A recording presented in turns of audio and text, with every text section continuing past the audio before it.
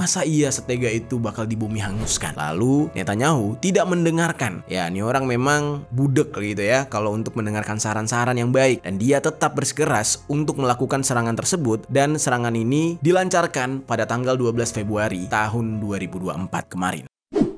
Yo geng! Tekan tombol subscribe geng. Hey yo, what's good? Welcome back to Kamar Jerry.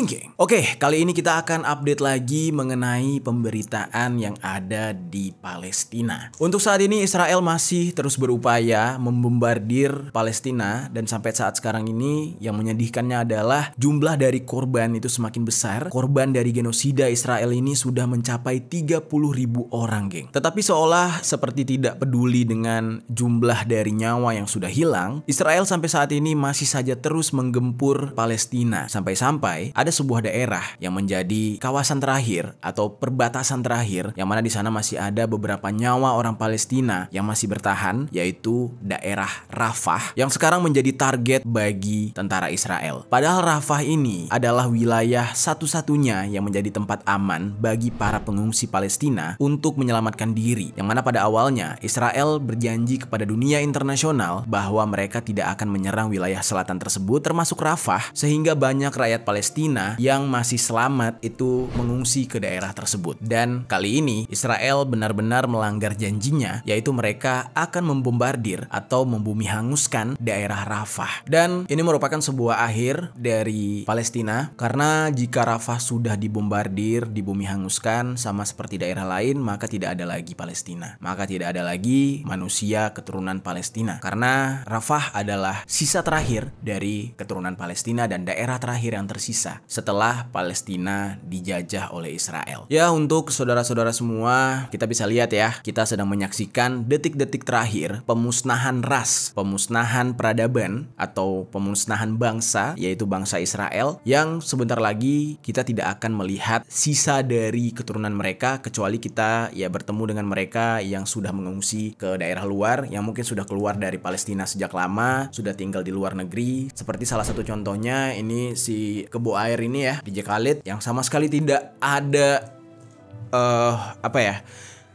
tidak ada suaranya atau tidak menyuarakan perihal Palestina, padahal dia keturunan asli Palestina, tapi sama sekali dia tidak menyuarakan hal itu. Ya, nanti kita akan melihat orang-orang Palestina yang tersisa, ya orang-orang seperti dia yang sudah keluar dari Palestina. Sementara orang Palestina asli yang sekarang berada di tanah Palestina, sebentar lagi kita akan menyaksikan hal tersebut. Mereka lenyap, mereka musnah. Dan ternyata hal ini gak cuma membuat sebagian besar orang-orang di dunia ini atau di bumi ini menjadi sedih, termasuk salah satu kolega atau koalisinya atau sahabat daripada Israel sendiri sekarang mulai tersentuh nih hatinya, yaitu Amerika Serikat. Amerika Serikat sendiri bahkan ya, beberapa anggota parlemen mereka, anggota pemerintahan federal mereka sudah melihat betapa kejamnya Israel dalam melakukan pemusnahan terhadap keturunan Palestina ini. Mereka sedikit terbuka matanya dan sedang mengusulkan sebuah rancangan solusi di Dewan Keamanan PBB untuk melakukan gencatan senjata sementara di wilayah Palestina, yang mana ini sangat ajaib banget. Ini untuk pertama kali gitu ya, Amerika Serikat mengusulkan hal seperti ini. Kok bisa? Bukannya mereka yang sangat mensupport Israel sedari awal untuk melakukan pemusnahan atau genosida ini, tetapi ternyata mereka juga punya hati gitu ya, ketika melihat, wah ini Israel sudah sangat membabi buta gitu kan. Akhirnya mereka tersentuh juga, dan mereka sendiri yang meminta Israel untuk melakukan gencatan senjata. Oke, bagaimana cerita selengkapnya tentang kasus ini? Langsung aja kita bahas di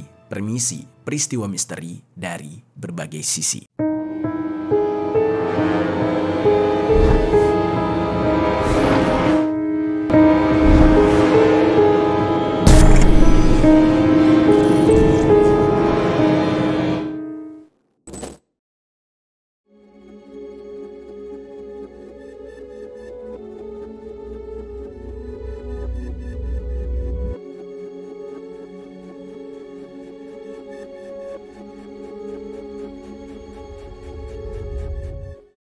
Kita langsung masuk ke dalam pembahasan utama nih, yaitu serangan Israel ke Rafah.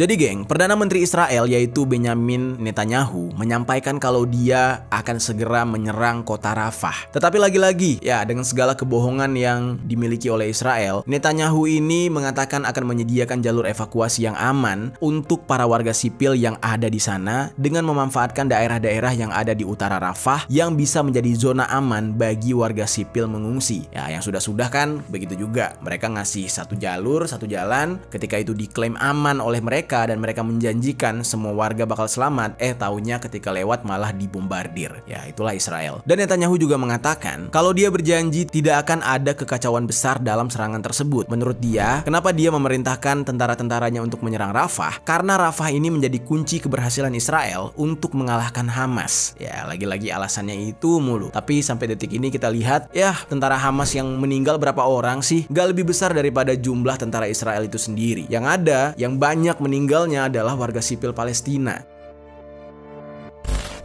Nah, lalu geng, rencana serangan ke Rafah ini ditentang oleh banyak pihak dengan mengatakan ini akan berpotensi mencelakai warga sipil yang ada di Rafah. Dan warga sipil yang ada di Rafah itu merupakan keturunan terakhir, sisa daripada keturunan-keturunan Palestina. Masa iya setega itu bakal dibumi hanguskan? Lalu Netanyahu tidak mendengarkan. Ya, ini orang memang budek gitu ya kalau untuk mendengarkan saran-saran yang baik. Dan dia tetap bersikeras untuk melakukan serangan tersebut. Dan serangan ini dilancarkan pada tanggal 12 Februari tahun 2024 kemarin. Penyerangan ini muncul tidak lama setelah beberapa saksi mata di Rafah mengatakan Israel melakukan serangan udara terlebih dahulu di Rafah bagian utara dan bagian tengah. Di dalam serangan itu, beberapa warga sipil Palestina menyaksikan kalau Israel mengerahkan helikopter dan juga kapal untuk melakukan penyerangan. Yang jadi pertanyaannya, apa yang membuat Israel ini sangat kekeh ingin menyerang Rafah padahal mereka sudah berjanji tidak akan melakukan hal itu? Apa tujuannya? Ternyata geng, tujuannya adalah ini receh banget sebenarnya. Untuk membebaskan 2 orang Israel dari Nir Yitzhak. Yang kata mereka, 2 orang Israel ini sedang disandra oleh Hamas dan 2 orang ini itu bernama Fernando Simon Marman yang berusia 60 tahun, buset tua banget, dan Louis Har yang berusia 70 tahun. Kebayang nggak tuh? Untuk menyelamatin 2 lansia ini, Israel dengan tega akan menghabisi ribuan nyawa dari rakyat Palestina. Ya gua rasa itu cuma alibi sih. Menurut kalian gimana geng? Masa ya nyawa 2 orang, mereka kan katanya jago, ahli gitu ya, taktikal, peralatannya canggih. Kenapa nggak jalur darat aja? Kalau 2 orang yang cuma mau diselamatkan, ya jalur darat, perang darat, muka antar muka, kenapa harus dibombardir? Yang akhirnya ya belum tentu tuh 2 orang tuh selamat juga. Kalau kena bom gimana? Dua-duanya meninggoy gitu kan? Ya memang ini hanya alibi aja. Entah bener ada 2 orang itu atau enggak, entah 2 orang itu hanya tokoh fiktif belaka yang diciptakan oleh Israel untuk menjadi alasan agar mereka bisa melakukan penyerangan. Lalu geng, di dalam misi penyelamatan tersebut, IDF, tentaranya Israel, itu mengatakan kalau mereka akan menjalani operasi bersama dengan Israel Security Authority atau ISA, yaitu sebuah badan keamanan milik Israel dan kepolisian Israel. Nah, menurut informasinya dikatakan kedua sandera tersebut sudah berhasil diselamatkan dan bahkan sudah dibawa ke Sheba Medical Center yang ada di Israel. Dan serangan Israel untuk menyelamatkan 2 nyawa lansia tadi itu dilakukan di lingkungan padat penduduk dan menghancurkan sebanyak 14 rumah serta 3 masjid di beberapa wilayah yang ada di Rafah. Make sense gak tuh? Gila, 14 rumah, 3 tempat ibadah. Apa tujuannya coba? Lalu geng, menurut juru bicara Kementerian Kesehatan di Gaza yaitu Ashraf Al-Qidra, ada sedikitnya 48 orang warga Palestina yang tewas dan puluhan orang yang mengalami luka-luka. Nah, lalu beberapa hari kemudian jumlah dari korban semakin bertambah yaitu sekitar 67 warga Palestina yang meninggal dunia. Gila. Nyelamatin 2 lansia harus ngorbanin nyawa puluhan warga sipil.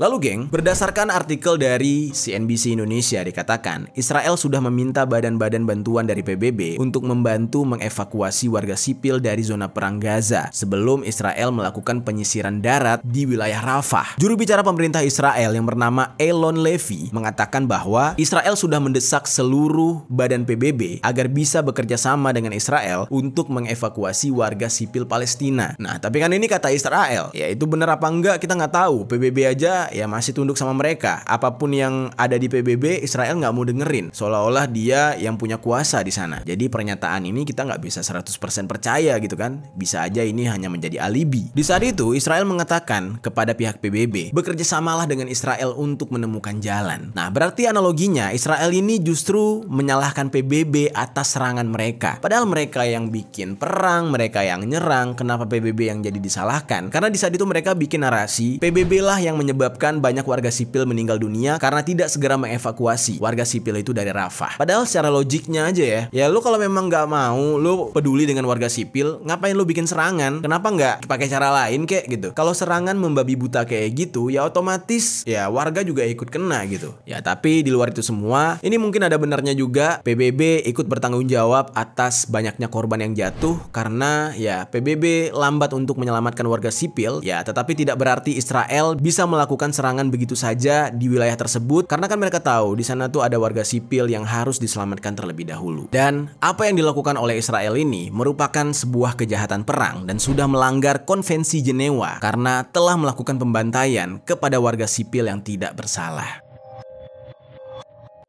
Lalu serangan Israel di Rafah ini membuat warga Palestina menjadi kebingungan. Kemana lagi mereka harus menyelamatkan diri? Kemana lagi mereka harus berlindung? Karena satu-satunya tempat di saat ini yang tersisa yaitu adalah Rafah. Perdana Menteri Palestina yang bernama Muhammad Shtayyeh itu memberikan respon mengenai serangan Israel ini. Yang mana ini dia katakan sebagai sebuah pembantaian, penghancuran, dan penggusuran terhadap warga Palestina di jalur Gaza. Dan ini menunjukkan kalau Israel ingin membentuk kembali keseimbangan demografi hanya untuk keuntungan mereka saja setelah mereka menjadi negara merdeka pada tahun 1948.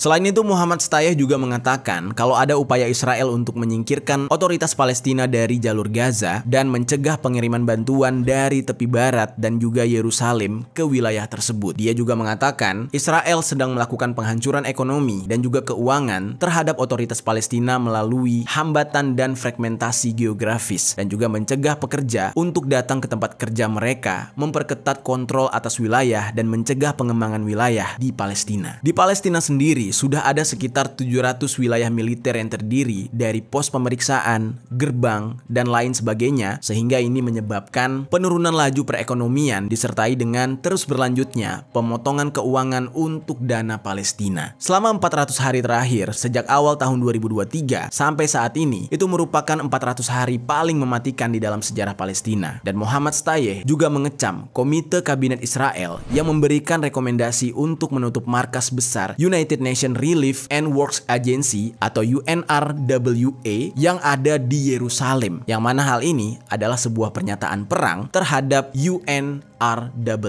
Dan kalau Israel terus saja melanggar PBB, maka Israel seharusnya dikeluarkan dari keanggotaan PBB.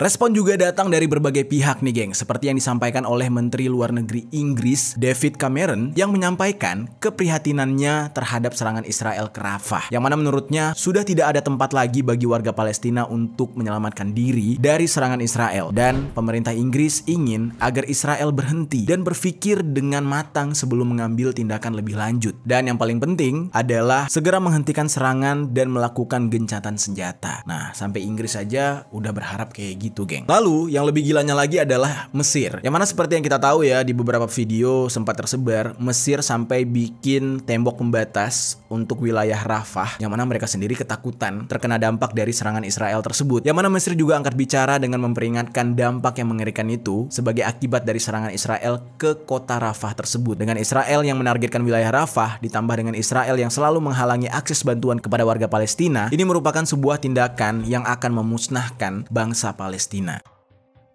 Mesir di saat itu sudah nggak tega lah lihat orang Palestina, walaupun sebenarnya Mesir nggak mau ikut campur. Tetapi di dalam hal ini, Mesir sampai mengancam Israel akan menghentikan kesepakatan damai yang tertuang di dalam perjanjian Camp David apabila Israel tetap melakukan penyerangan ini. Dan perjanjian Camp David ini merupakan sebuah perjanjian damai antara Mesir dengan Israel yang terjadi pada tanggal 17 September tahun 1978 dengan bantuan Amerika Serikat. Ya lagi-lagi ini negara ade ikut campur mulu gitu ya. Dan Mesir juga sudah mengancam, dia bilang apabila Israel sebegitunya banget sama Palestina sampai membumi hanguskan sisa dari keturunannya di Rafah, maka Mesir akan berjanji dia akan bergabung dengan negara-negara Islam lainnya untuk segera mengecam segala tindakan Israel, baik itu secara politis maupun dengan cara berperang. Nah, sementara itu, Direktur Jenderal dari WHO yang bernama Tedros Adhanom Ghebreyesus mengatakan dia mendesak untuk melakukan gencatan senjata di Gaza, dan dia juga mengungkapkan keprihatinannya atas serangan Israel ke Rafah yang mana ini benar-benar kejam menurutnya. Ghebreyesus mengatakan ada sekitar 15 dari 36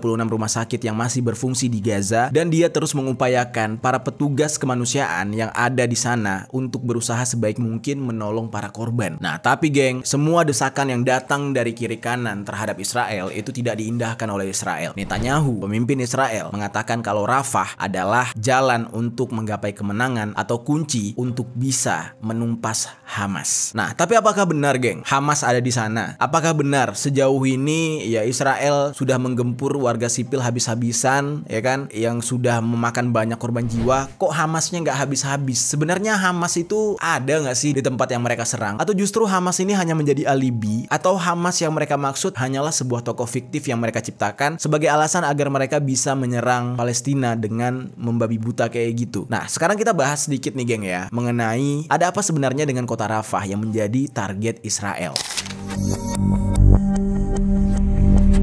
Jadi Rafah sendiri merupakan kota paling selatan di Gaza yang mana langsung berbatasan dengan Mesir dan juga Israel. Rafah merupakan salah satu kota bersejarah di Gaza karena sudah beberapa kali ditaklukkan oleh Mesir, Yunani, dan Romawi. Dan sejak tahun 1917 sampai dengan 1948, Rafah berada di bawah kekuasaan Inggris. Dan singkat ceritanya, negara Israel pun terbentuk. Yang mana ini membuat negara-negara Arab berperang karena tidak menyetujui pembentukan Israel. Setelah berperang, Rafah dan jalur Gaza berada di bawah kendali Mesir. Lalu, pada Perang 6 Hari di tahun 1967, Israel mengambil kendali atas Rafah setelah menaklukkan Mesir. Lalu akhirnya, di tahun 1979, Israel dengan Mesir akhirnya mencapai sebuah kesepakatan damai melalui perjanjian Camp David yang gue sebutkan tadi. Sehingga, wilayah semenanjung Sinai yang tadinya diambil oleh Israel dari Mesir, dikembalikan ke Mesir dan Rafah dibagi menjadi dua bagian, yaitu sebagian milik Mesir dan sebagian di Gaza. Yang di daerah Gaza udah pasti itu dikendalikan penuh oleh Israel.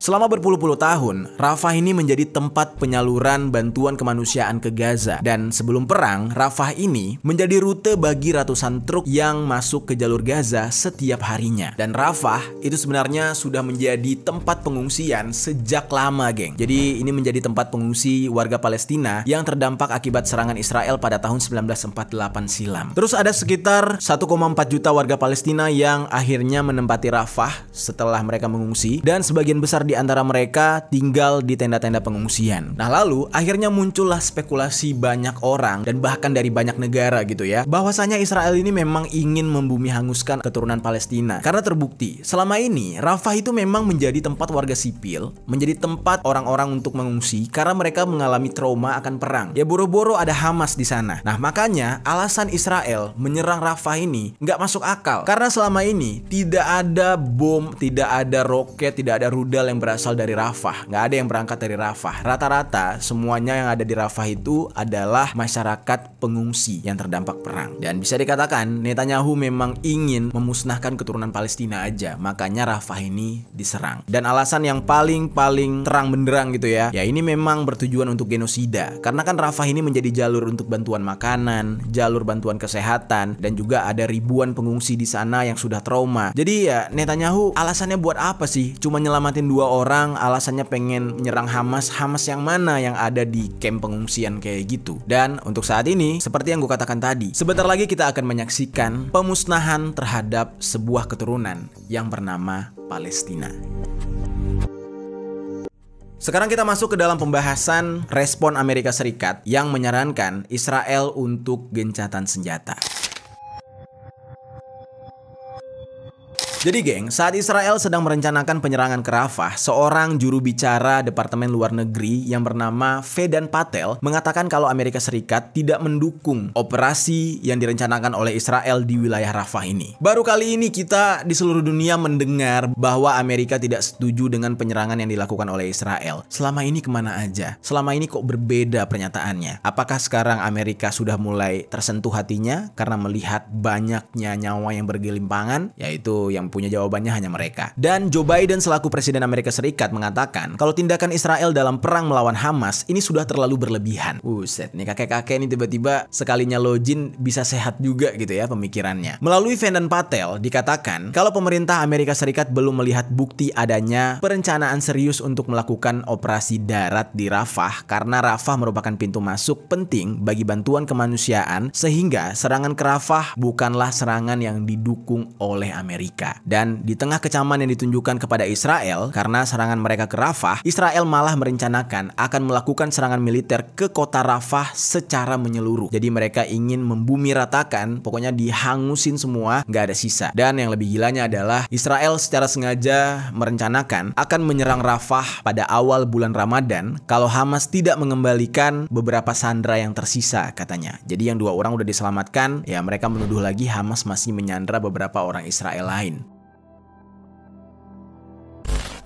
Jadi nggak ngaruh nih geng, walaupun Amerika udah bilang mereka nggak mendukung, tetapi Israel tidak mendengarkan hal itu, mereka tetap melakukan penyerangan terhadap Rafah. Dan Joe Biden sudah mendesak Israel untuk tidak melakukan penyerangan tanpa rencana yang kredibel agar melindungi warga sipil dan sebaliknya fokus kepada gencatan senjata aja. Joe Biden juga mengatakan pada hari Jumat tanggal 16 Februari tahun 2024 kalau dia sudah berkali-kali melakukan pembicaraan panjang melalui telepon dengan pemimpin Israel yaitu Netanyahu selama beberapa hari terakhir, dan saat itu dia secara keras dan tegas meminta Netanyahu untuk segera melakukan gencatan senjata agar bisa melakukan negosiasi kalau memang ada sandranya. Jadi sandranya bisa diselamatkan, bukannya melakukan serangan secara sepihak. Dan secara mengejutkan nih ya, entah apa nih, entah lagi ada angin apa Amerika nih ya, tiba-tiba Amerika mengusulkan rancangan alternatif resolusi Dewan Keamanan PBB untuk melakukan gencatan senjata sementara dalam perang Israel-Hamas. Jadi ya Amerika udah mulai meminta PBB untuk ya ayolah gencatan senjata dulu lah. Kalau kemarin kan mereka habisi aja Palestina gitu ya. Kacau.